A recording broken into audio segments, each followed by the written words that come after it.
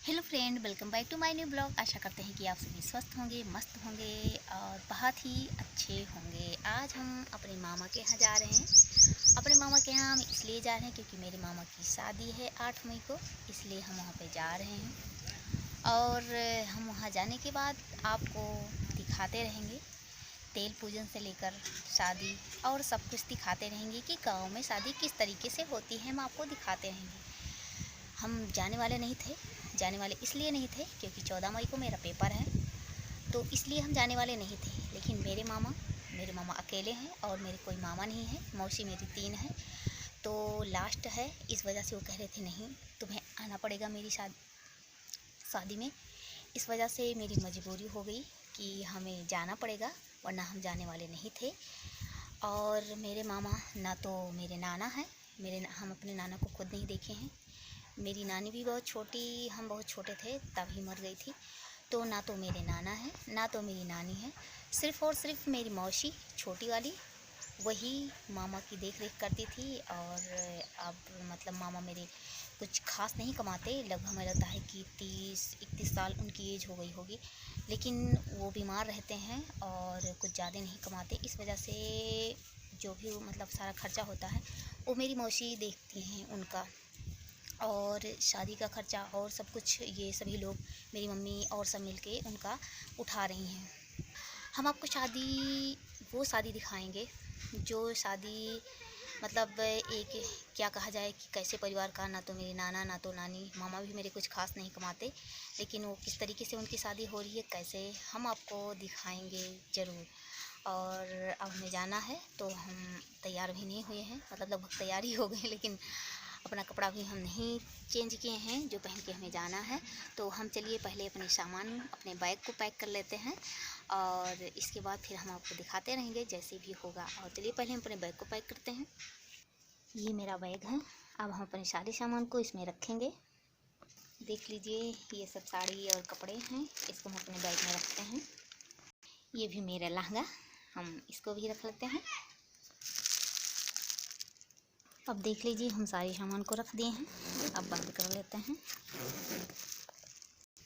अब हम अपना बैग भी पैक कर लिए और अब हम भी तैयार हो गए हैं। अब हम चल रहे हैं अपने मामा के घर। इसके पहले ही हम ये जो अपना गोभी और ये सब कुछ लगाए थे, किचन गार्डन अपना, उसकी सिंचाई कर दिए हैं। उसमें जो दवा डालना था हम वो सबको डाल दिए हैं। और हाँ, आज पता नहीं कहाँ बिल्ली मेरी चली गई है, कुछ समझ में नहीं आ रहा।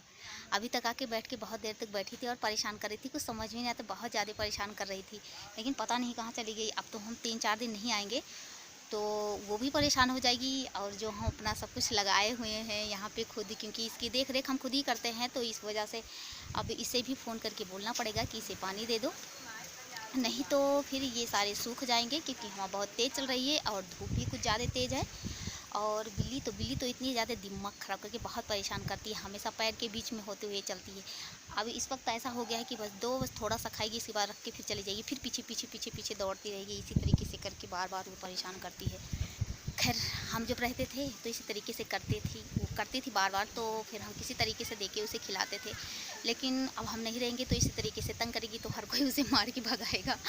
खैर कोई बात नहीं है, अब तो एडजस्ट करना पड़ेगा, क्योंकि मेरी मजबूरी है वहाँ पे जाना। मेरे इकलौते मामा है और वो बहुत ज़्यादा परेशान हो गए थे, हम कहे जब नहीं आएंगे, तो इस वजह से अब हमें तो जाना ही पड़ेगा। तो अब हम तैयार हो चुके हैं, अपना बैग निकाल लेते हैं और इसके बाद फिर चलिए अपना बैग निकालते हैं।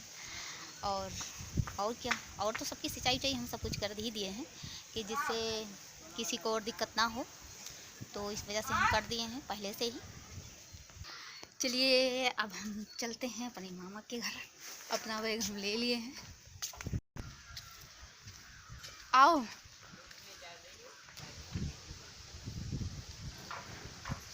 अब ये मेरी बाइक तैयार हो गई है, अब हम चलते हैं बैठने।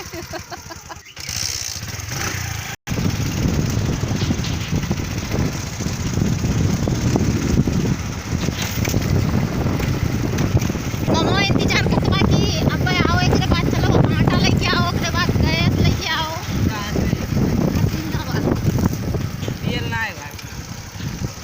रहे चाहे ना कहा तो है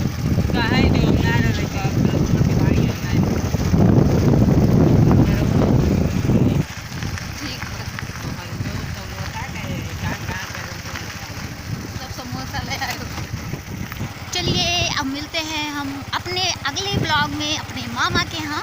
और तब तक के लिए